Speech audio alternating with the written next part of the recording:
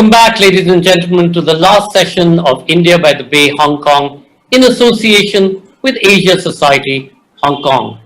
I do hope you've enjoyed all of the previous sessions on yoga, food, and music.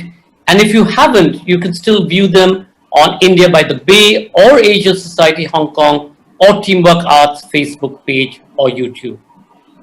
And now for our closing, most anticipated session of the series is Churchill, hero or anti-hero, with Shashi Tharoor in conversation with Mukulika Banerjee on the life and legacy of Winston Churchill, one of history's most complex figures. Dr. Shashi Tharoor is an author, politician, and former international civil servant. Dr. Tharoor straddles several worlds of experience. He is currently a third-term Lok Sabha Member of Parliament, representing the Thiruvananthapuram constituency, which he once again won with record margin. He's previously served as the Minister of State for Human Resource Development and the Minister of State for External Affairs in the Government of India. He currently chairs the Parliamentary Standing Committee on Information and Technology. Welcome on board, Dr. Tharoor. I wish we could have taken you to Hong Kong and really taken you to some of those most magnificent restaurants that they have there, or perhaps on another occasion. A happier time post-COVID. Promise.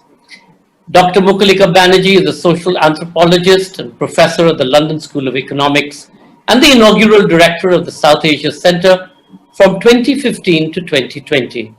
Her books include The Pathan Unarmed, The Sari, Why India Votes, and The Forthcoming Democracy. Mukulika Banerjee, Shashi Tharoor, over to you both. Thank you very much, Seanjoy. Now, Shashi Tharoor has written, debated about Churchill on many an occasion, indeed as part of JLF festivals in various parts of the world. And today it's a great pleasure to be able to do this with him in Hong Kong at a festival for Hong Kong. Now, Churchill is remembered for a variety of reasons. We are assessing his life and legacy for a number of different reasons. Most recently, in London, the capital of the country of which he served as Prime Minister, in June this year, in 2020, as part of global Black Lives Matter protests across the world, there were a series of protests around Winston Churchill's statue in Westminster, in the square that outside the Houses of Parliament, where his tall, glowering figure has stood for many a decade. And protesters felt that his statue must be pulled down. The police had to then cover him and protect him with a barricade from future protest and to stop it being toppled. So Churchill is not simply a hero, a relic of the 20th century. He's very much part of contemporary conversations and comes up in a variety of ways in today's politics.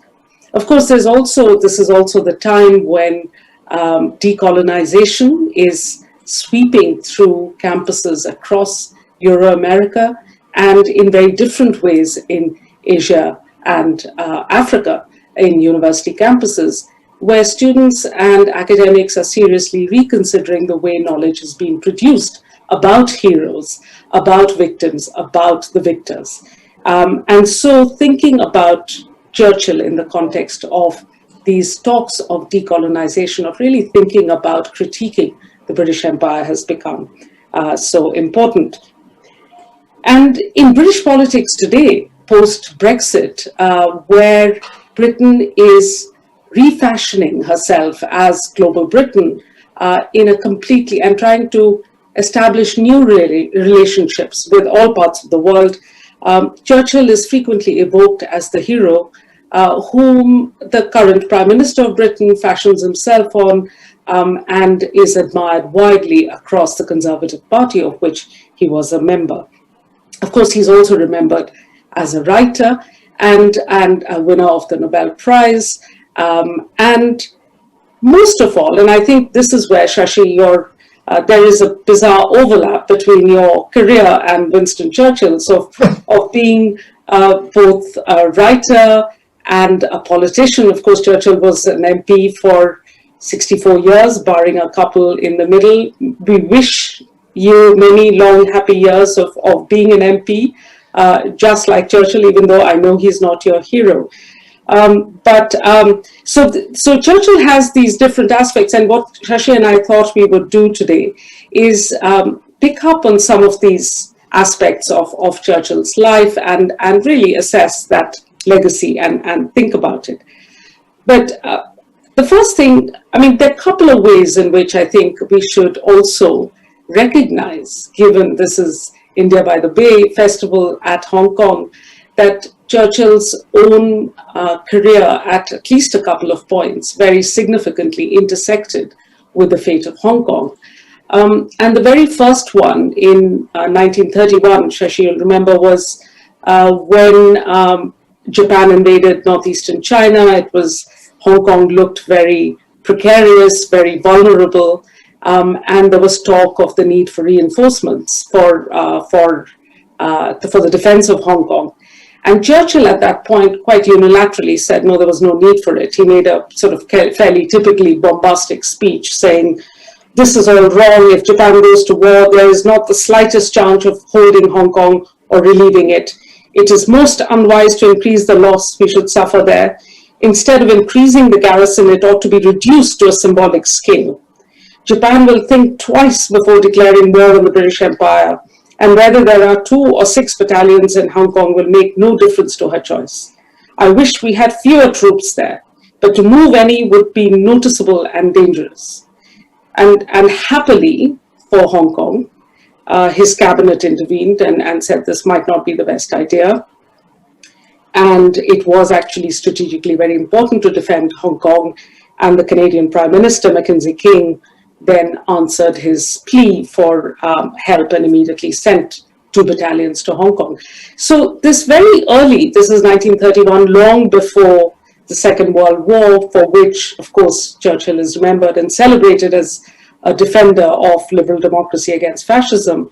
Long before, in 1931, he wasn't the most astute of strategists, was he?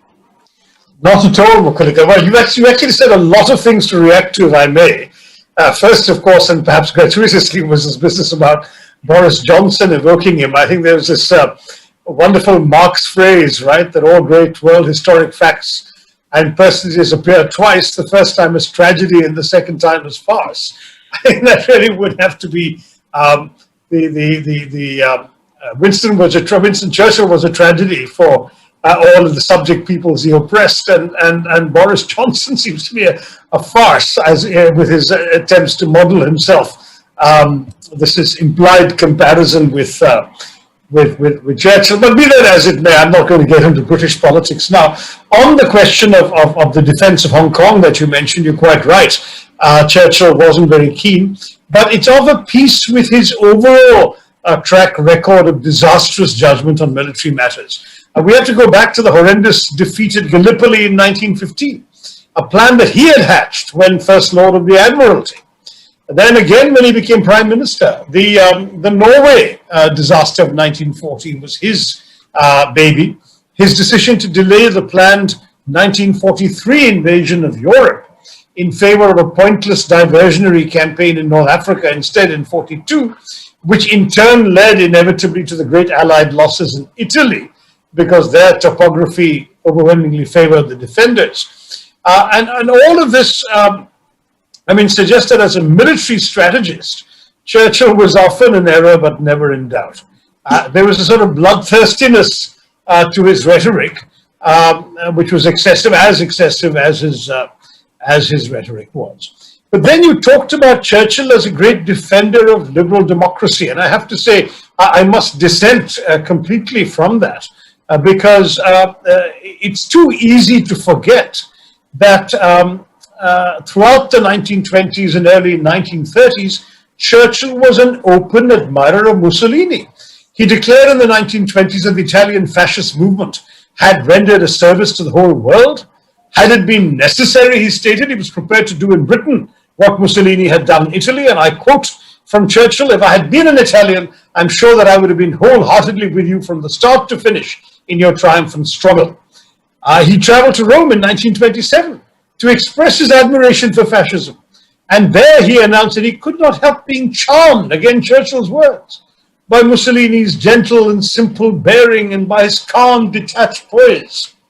This is all, by the way, I checked these quotes from the Times of London in 1927. So I'm not talking about any retrospective. This is stuff that Churchill actually said. He was an open admirer of fascism and dictatorship. And as for democracy, a very late convert to the cause. As late as 1931, Mukulika, he sneered notoriously at the Indian representative to the Round Table Conference. And he said, the Indian Congress and other elements in this agitation for freedom is my edition, represent neither the numbers, the strength, nor the virtues of the Indian people. They merely represent, let me quote again, those Indians who've acquired a veneer of Western civilization and have read all those books about democracy, which Europe is now beginning increasingly to discard, unquote. In other words, democracy to Churchill was an idea that Europeans like him were happy to discard in the heyday of fascism. When circumstances plunged him into being the standard bearer of democracy and freedom, he embraced the public relations opportunity. But the idea that he always stood for liberal democracy and freedom and all that's good in the West and so on, as people like to think, reflects neither the man's professed convictions nor his record. He was an awful figure. I mean, as far as I'm concerned, a man, in fact, there was a very famous comment about Churchill when he first got into politics. When Charles Hobhouse, who was the Postmaster General, it was a cabinet position in those days during the First World War, described Churchill as ill-mannered, boastful, unprincipled, and without any redeeming features. And Hobhouse was right in 1915, and it continued to be true until, of course, the world and historical judgments were swayed by his hypocritical and fraudulent rhetoric. This is, frankly, a fanatical advocate of anything but democracy. He preached the oppression of non-white peoples, and we can talk in greater detail. I mean, his advocacy of poison gas against uncivilized people like you and me. This is not a good human being. This is a really evil man. There's very little to choose between him before luck turned his way and he became Prime Minister of wartime Britain, and the Churchill that the world knew in the 10s, 20s, 30s, whose record is absolutely disgraceful. So, I mean, if one thinks about Churchill in contemporary Britain, say, there is a huge defense and genuine admiration for the man. And there are people who will argue till the cows come home with you, say, about why Churchill is a hero. So if you were to play devil's advocate yourself, what would you say in his defense? Or do you think he's indefensible throughout? No, I mean, I'll tell you what I think this claim rests. I remember Harold Evans writing some years ago about Churchill as the British Lionheart on the ramparts of Western civilization. I mean, this rests almost entirely on his stirring rhetoric during World War II. And I think that ever since World War II, which his side won, books and cinema have assiduously built up the image of Churchill, the defiant bulldog who kept the British in the Second World War, when so many of the establishment, like Chamberlain, wanted peace. And of course, embellished by Churchill, the parliamentarian of rapier wit, who dominated its politics at a time when Britain was the epicenter of a worldwide empire. So all of these things made him a very attractive figure to glamorize. But even then, most of those who attempt to glamorize him have to invent fake stories about him, because the few good stories aren't enough. So this entire thing about that Oscar-winning Churchill film in 2018, which shows him having a conversation with a black man on the subway, I mean, this is preposterous. He would never have treated a black man as anything but subhuman, as he treated Indians as subhumans. And then, of course, he was an elegant writer. I think it was said that one of his critics, John Maynard Keynes, said he was the finest finest writer amongst politicians since Disraeli. And that may well be true, but the vaingloriously self-serving but elegant volumes that he authored on the Second World War that won him the Nobel Prize for literature, since even the Nobel Committee in all conscience couldn't give an award for peace, were actually an unwitting tribute to the fictional qualities inherent in his self-justifying embellishments. It was literature in the sense of fiction. This is not a man he said it bluntly. He said, look, history is going to be kind to me because I will write it. History will judge me kindly, he said, because I intend to write it myself. And he was quite open. He said, words are the only things that last forever. I can do what I like, but as long as I craft the right words, those will shape my image. And he turned out to be totally correct. But I think those of us who are willing to look beyond the word.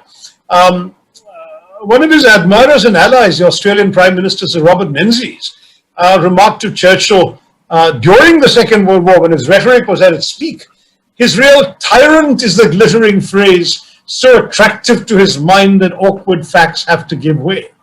That's it. And the awkward facts about Churchill are what I tend to focus on. They go back before his disgraceful record as an imperialist and a racist, and let me use the actual words that people shirk too often from using about him, a disgraceful racist, but somebody who, for example, as Home Secretary in 1910, he sent battalions of police from London to attack striking miners in Tony Pandy in South Wales. And he even held troops in reserve in Cardiff in case the police were inadequate, essentially acting in the interests of the employers rather than the miners, right? Which is why in many parts of Wales, Tony Pandy is still a curse. This is a man who was prepared to kill in the interests of employers and to mobilize the full force of the British state. He enjoyed personally directing military repression. Again, as Home Secretary, he went off and took operational command of the police during a siege of Latvian anarchists in Stepney. And he took the decision to burn them to death in the house where they were trapped. That was Churchill, an absolutely bloodthirsty people. And he said, for example, that he was quite happy, he had no scruples about ordering the killings of people he considered lesser breeds, quote unquote. And I'll give you another Churchill quote, I've got a collection of them. I do not admit that a great wrong has been done to the Red Indians of America or the black people of Australia, but the fact that a stronger race, a higher grade race, has come in and taken its place. That was Churchill. And for that matter, the Irish didn't particularly appeal to him as worthy either, because during the fight for Irish independence in 1918 to 23, he was one of the very few British officials in favor of bombing the Irish protesters from the air. And he called for airplanes to use machine gun firebombs on the Irish. This kind of bloodthirsty, enthusiastic advocacy of military intervention marked him throughout. Russian Revolution, he wanted to do it. He pioneered the use of poison gas against the Bolsheviks. He urged the same in Iraq. As Secretary of State for the Colonies in 1921, he said, I'm strongly in favor of using poison gas against the uncivilized tribes. It would spread a lively terror. This is the man. Forgive me, when I hear the British getting all misty-eyed about him as some sort of paragon of freedom and democracy, this is an evil monster. This is no advocate of freedom and democracy. His own record is there if only people would look beyond the rhetoric. It is very interesting that there is this lingering and very robust admiration for Churchill. In a sense, his winning the war has overshadowed a lot of the detail that, some of it, which you're presenting here, is simply not circulated in public conversations. Here, of course, we will not talk that. But I want to go back to something that you were saying a little bit earlier about his fascination for Mussolini, right? And his flirtation with fascism, his complete disregard, his lack of attachment to democratic ideas. Right. This was the man who is remembered to have stood up to Hitler. So where is his position on fascism, number one? How would you see that distinction between Mussolini and Hitler, if you see one? And secondly, I think we should spend a bit longer talking about race, much more squarely in a minute. Yeah. Sure. Well, on fascism, I gave you chapter and verse of all that he said, but it's worse because in 1931, as a backbencher, he was consorting openly with the likes of the British fascist leader, Sir Oswald Mosley. And in fact, it's no accident that as late as 37, 38, some prominent Germans were writing that he would be a very suitable candidate to head a pro-Nazi Vichy-style government in Britain. What happened was that he didn't like Chamberlain. There was a conflict going on. I've forgotten which historian it was who observed that had Churchill died in 1938, he would only be remembered as a failure. He'd been a backbencher throughout the 30s, and everything he said would have obviously been discredited by having to fight the Nazis and the fascists thereafter. But I think Churchill, to some degree, lucked out. A man who really had a lot of contempt for democracy, took a strong dislike to Nazism when it moved into Czechoslovakia, when it moved into Austria, and I think particularly to Chamberlain, because Chamberlain's rather weak-kneed response, as Churchill saw it, gave Churchill an opportunity to stand up for a kind of robust, muscular approach that he had always advocated against all sorts of sundry targets, usually lesser breeds and natives and people like that. But here he was willing to advocate it against the Nazis.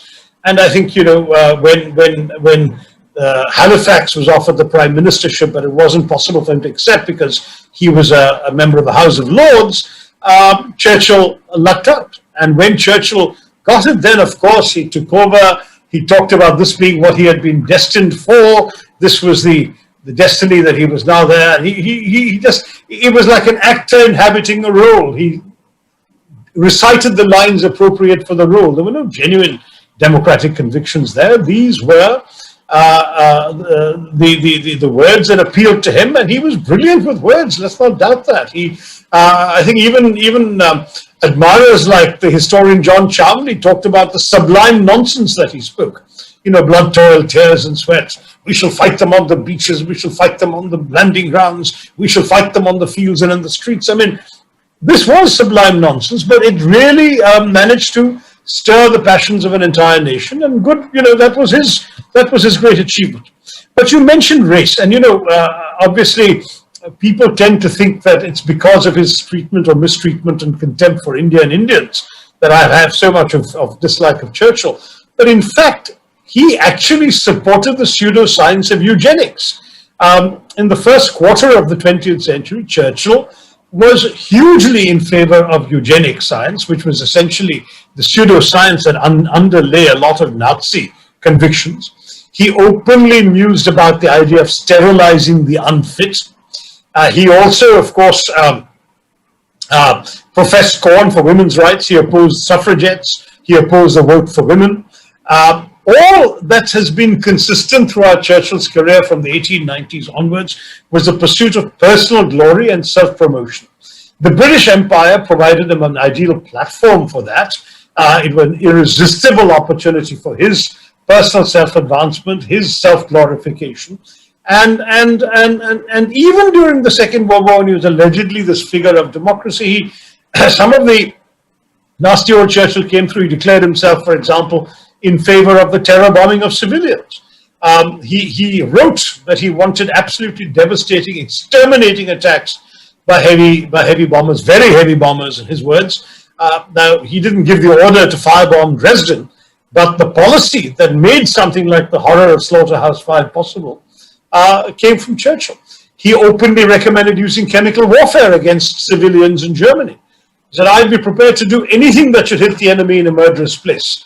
And he said, he asked a political ally for support in using poison gas. We could drench the cities of the Ruhr and many other cities in Germany, he said. He came up with a plan to feed German cattle with anthrax cakes. But this would kill the cattle and thereby deprive the Germans of milk and beef. But of course, would also kill German civilians who'd be eating the infected cows. And amorality never troubled Churchill. And this amorality, I mean, even the right wing has problems with him about things like the involuntary repatriation of 2 million people to the Soviet Union, many of whom had never been Soviet citizens. Solzhenitsyn, for example, was anti-Churchill for turning over Soviet civilians to communist rule, for turning over the Soviet command of the Cossack Corps of 90,000 men to the communists, wagon loads of old people, women and children. You can read the Gulag Archipelago for that. The brutal expulsion of Germans. Now, I'm not, a great fan of the Nazi campaign of expansion into Poland, Czechoslovakia, Yugoslavia, Hungary, Romania, and so on. But Churchill was equally brutal in expelling these innocent civilians out. There was great suffering, and it's been estimated that about 2.1 million civilians died from the Churchill-ordered expulsion of Germans from these countries when they were conquered by the Allies. Churchill told the House of Commons, expulsion of people is the method which will be the most satisfactory and lasting. There'll be no mixture of populations to cause endless trouble. We'll make a clean sweep. I'm not alarmed by doing this to people. So, he was, really an amoral figure. He never had many scruples.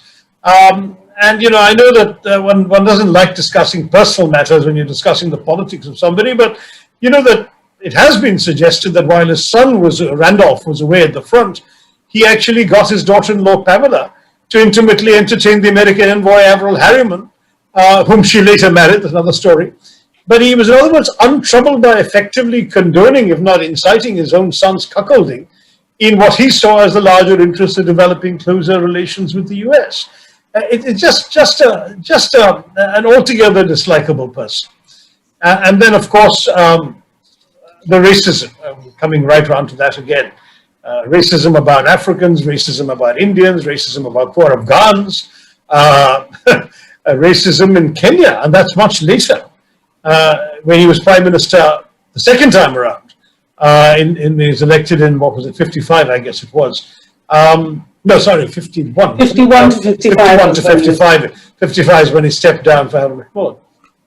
And 51 to 55 is when his repression in Kenya was at its peak, involving the forced relocation of local people from the fertile highlands to make way for white colonial settlers, forcing of men, women, and children to concentration camps where rape, castration, cigarettes lit on tender spots, and electric shock treatment were all used by the British under Churchill's rule. I don't know how many of your audience will remember the great actor Richard Burton.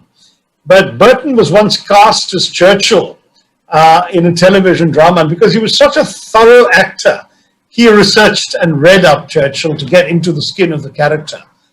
And he wrote an op-ed in the New York Times that nearly destroyed his acting career, because he said, in the course of preparing myself, I realized afresh how much I hate Churchill. I hate him virulently, stalking down the corridors of endless power all through history. What man of sanity, Burton wrote, would say, hearing of the atrocities committed by the Japanese, we shall wipe them out, every one of them, men, women, children. There shall not be a Japanese left on the face of the earth. That's Churchill's words. And Richard Burton said, such simple-minded cravings for revenge leave me with a horrified but reluctant awe for Churchill's single-minded and merciless ferocity.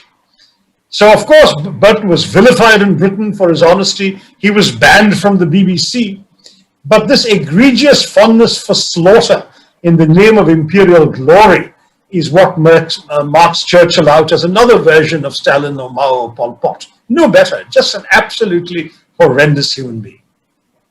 And this, and part of, I mentioned decolonization at the start of our conversation, and one of the themes that has emerged very strongly, and it has had to emerge because it has been subdued and suppressed for so long in, say, the teaching of history in schools in Britain, where the history of the empire is simply not taught as That's part right. of British history, that the sheer violence and the racial injustice, the feelings of superiority that underlay the colonial project. It wasn't an add-on. It wasn't some individuals who believed in it and therefore had to be. This was the basic logic on which it was founded, and very importantly, that this had real implications for how capitalism grew and how trade grew, and that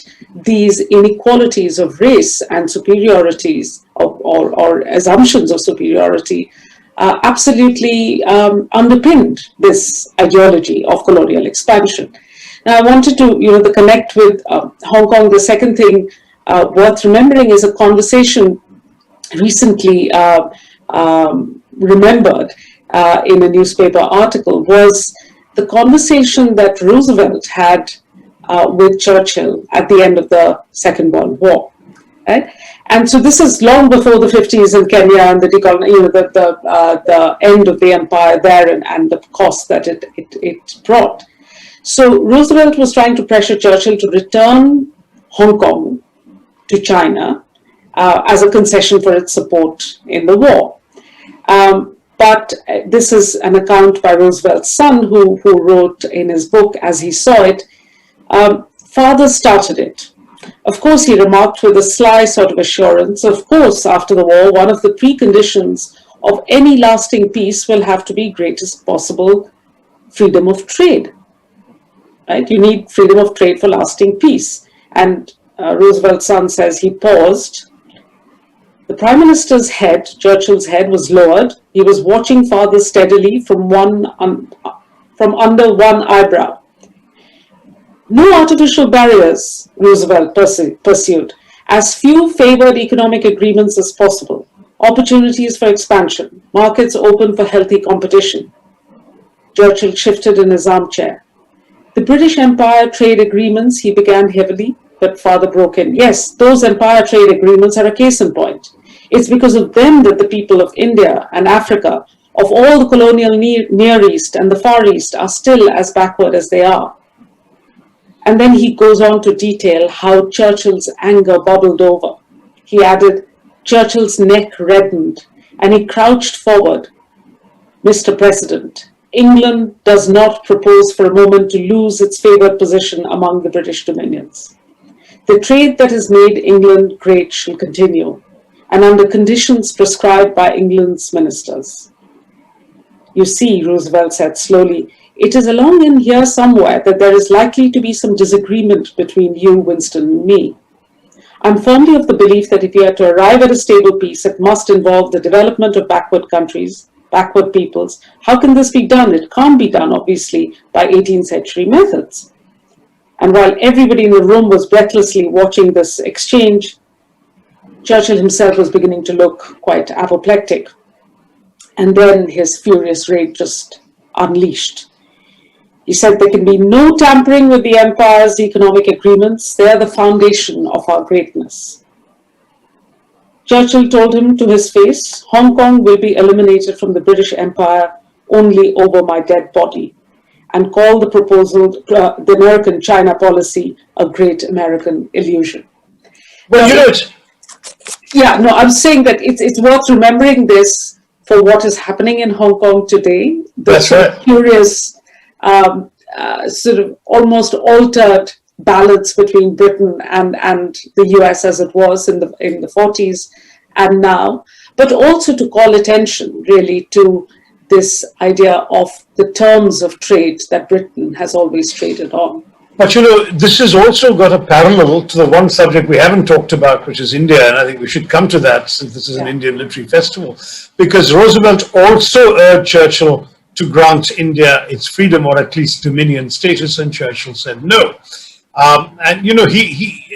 His no was based on his inveterate imperialism and at the same time his racism. And he called Indians a beastly people with a beastly religion. And he told Roosevelt that the principles of the Atlantic Charter, you remember when Britain was going cap in hand to America to get loans and lend-lease and all of that stuff, Roosevelt said, look, we have to declare certain principles on the basis of what we're doing. You're standing up for democracy and freedom and liberation and self-determination and so on.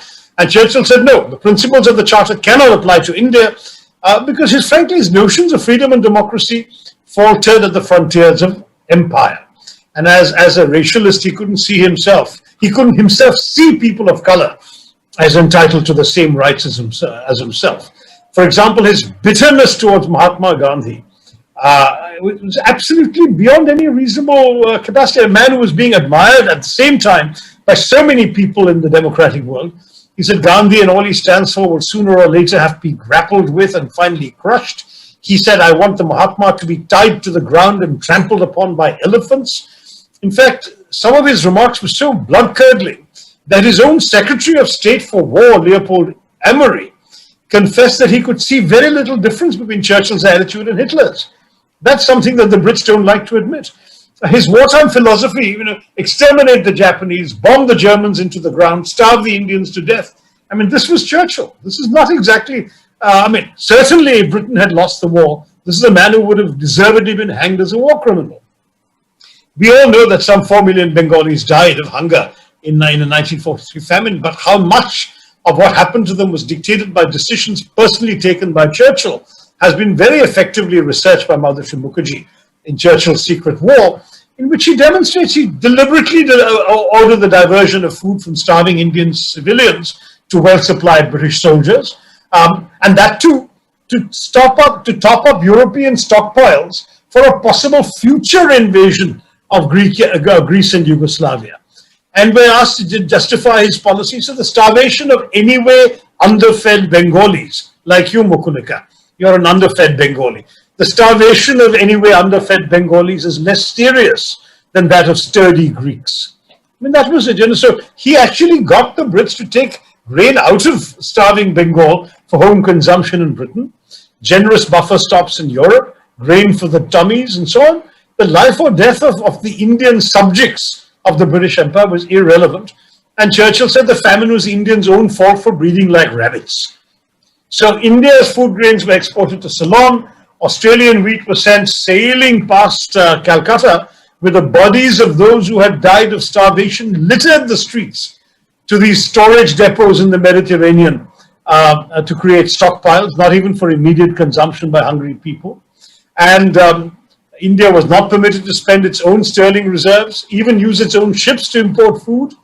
And the British government's purchasing of supplies for its troops elsewhere meant that the Indian open market became unaffordable for ordinary Indians.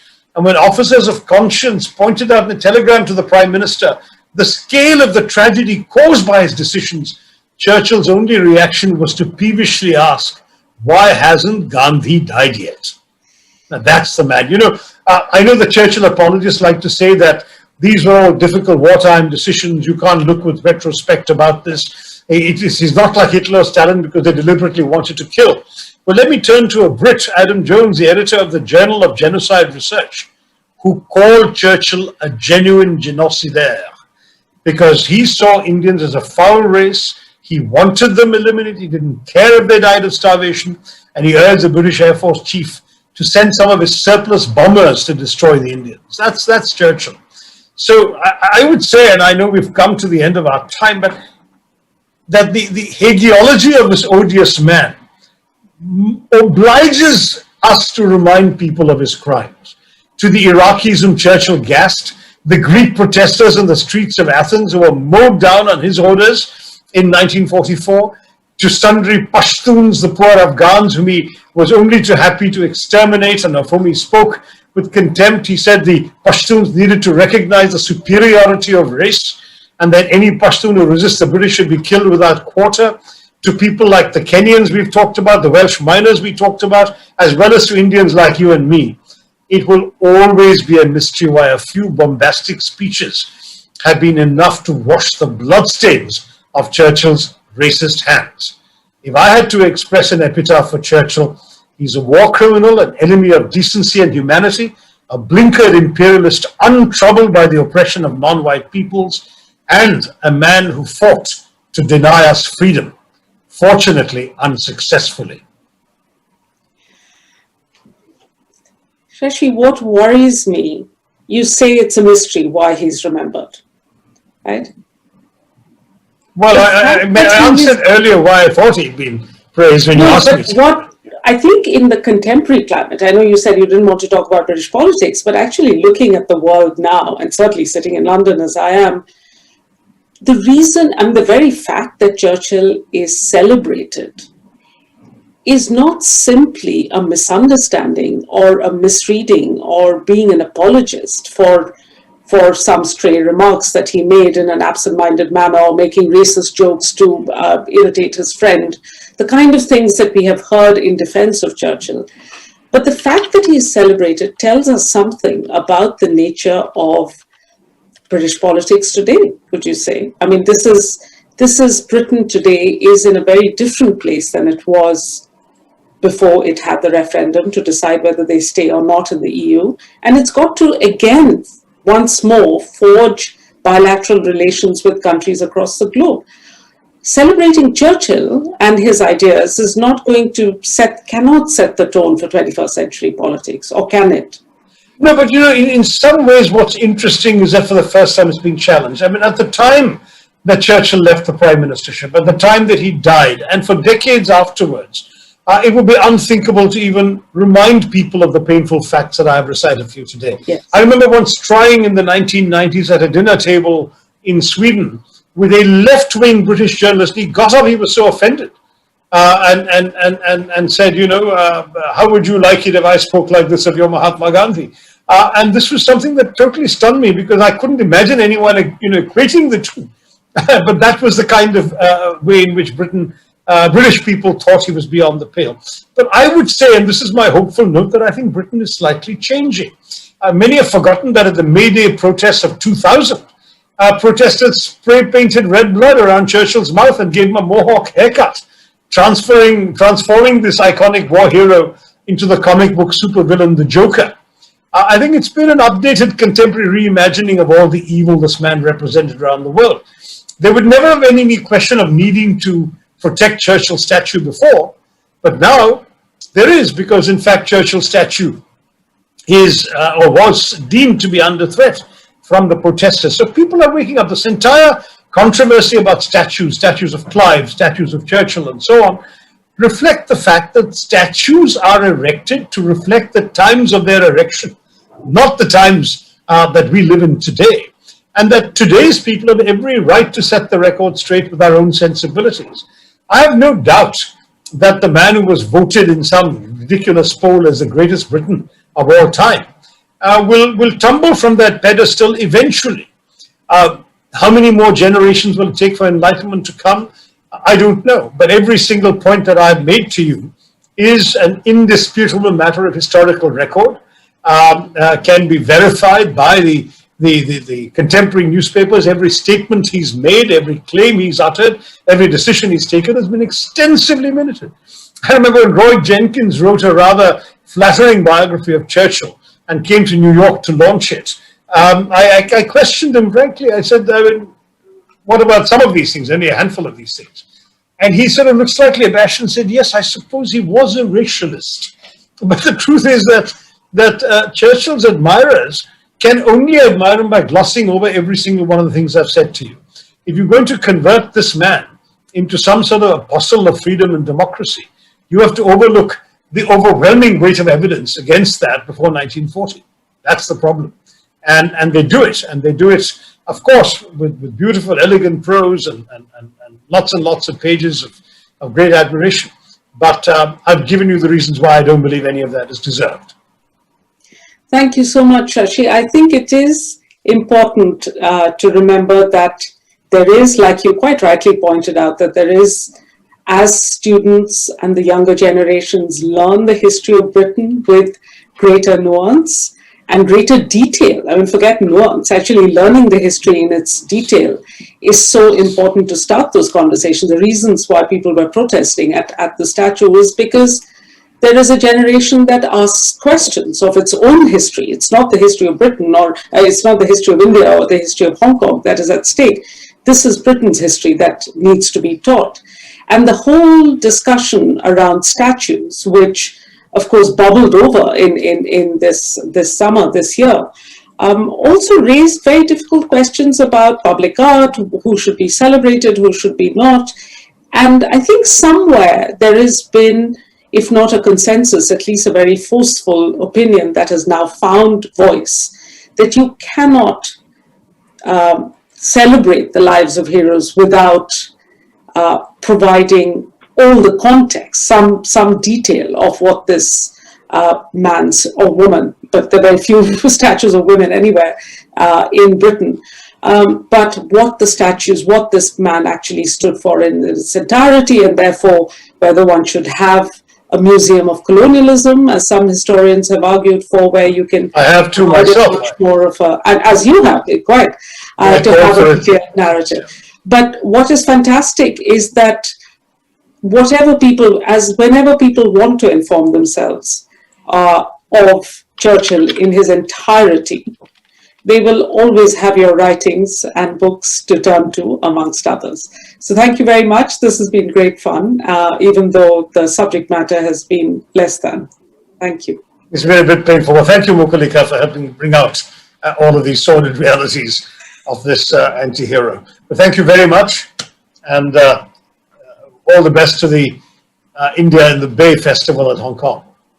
Back to JLF. Thank you.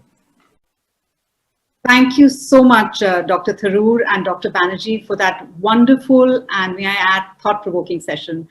I, for one, didn't realize how that time flew by, and I'm convinced that the past hour did not have 60 minutes in it. A huge thank you to our viewers for tuning in, for the many social media posts, the shares, and the likes. Much appreciated. In case you missed out on any of our previous sessions on food, music, or wellness, you can still catch them on the Teamworks, Asia Society, or India by the Bay Facebook pages. We'll be back with you, hopefully, with an on-ground festival in 2021. We've got an exciting collaboration that we've been working on with Hong Kong Philharmonic. Till then, on behalf of my colleagues, Lakshmi, Paru, myself, and those at Teamwork Arts, stay safe and stay well.